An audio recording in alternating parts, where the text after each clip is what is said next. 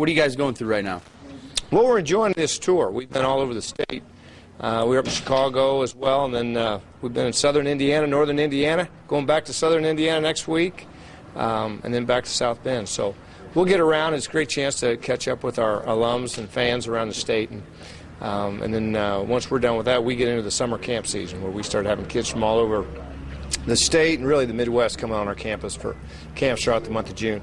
What does it mean as a coach to kind of get out there and meet these people personally who support your program? No, it's a lot of fun. It really is, because many of these people spend their weekends in the fall driving to Bloomington to watch us play, and certainly watch us on television when we're not at home, and many of them drive down in the winter time to watch basketball, and also it's great to have a chance to come out and see them where they're at, and just really let them know how much we appreciate all they do for us and the support they give us throughout the year.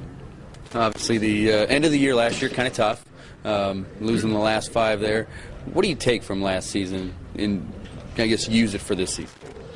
Well, one of the things that we talked about throughout the off season is that we got to learn how to finish games, and I think what we learned a year ago, we were certainly a much better football team, and we put ourselves in some positions to win games, particularly on the road and in the fourth quarter, but we didn't finish the game, and so that was a real emphasis throughout our off-season program and then in spring practice, and I know our guys are talking about it right now as they're working out this summer, and so I think that's what we learned from it, is that it's not good enough to be close and be competitive. Now we've got to make the plays in the fourth quarter to win the games, and I think we're a better football team, and I think we've got some experience in key positions where I just feel like we're going to be in a better position to make those plays now.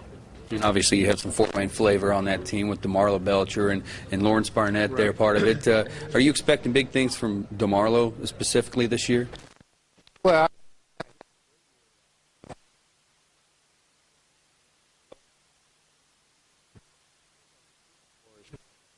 as a position group.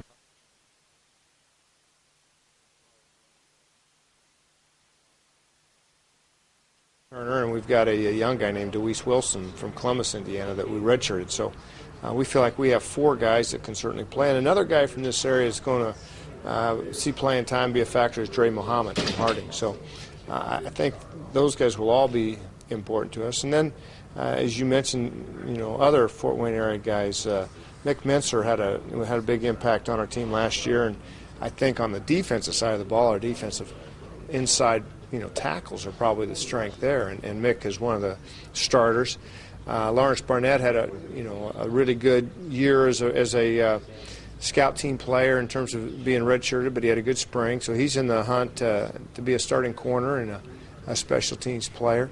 And then another guy, Kevin Bush, who's an interesting story, who's an older guy, played here at Homestead High School, went to school, came back, joined the military and spent several years there, and came back to school at Indiana, and he was ineligible this past fall, but practiced with us, and now he'll be eligible starting in August, and we feel like he's going to have a real impact on our defense as well. So this is an important area for us, and we have some very good football players on our team right now.